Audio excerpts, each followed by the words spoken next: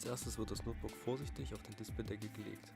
Danach werden alle Schrauben, welche die Serviceklappe halten, entfernt.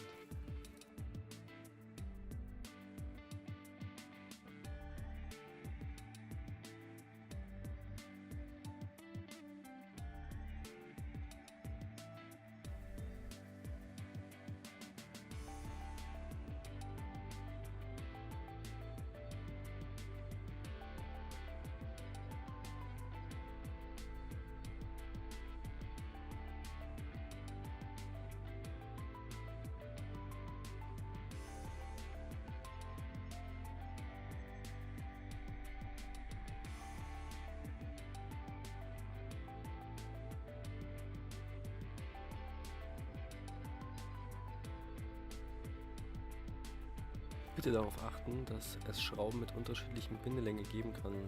Diese müssen dann später wieder an ihre ursprüngliche Position.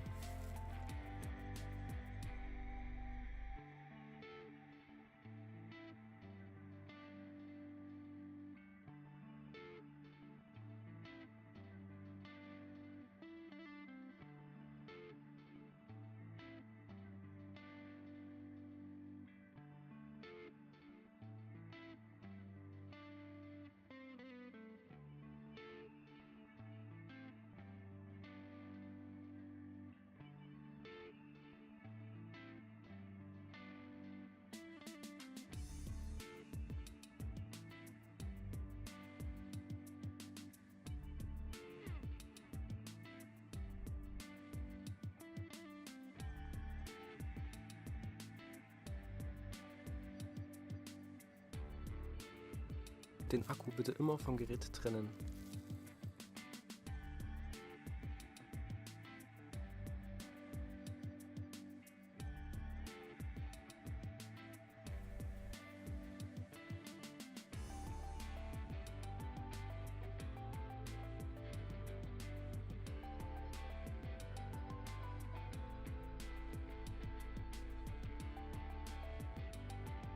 An diese Schnittstelle passen WLAN-Module mit dem Formfaktor M.2.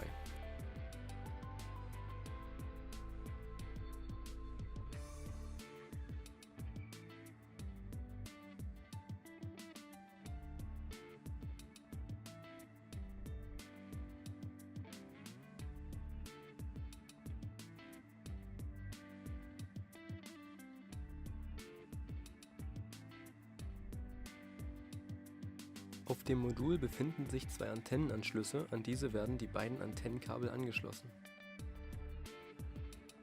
Dafür wird die Isolierkappe am Kabel nach hinten geschoben. Die Antennenköpfe werden nun vorsichtig mit ein wenig Druck auf die Antennenanschlüsse gedrückt. Zum Schluss wird das WLAN-Modul mit einer Schraube fixiert.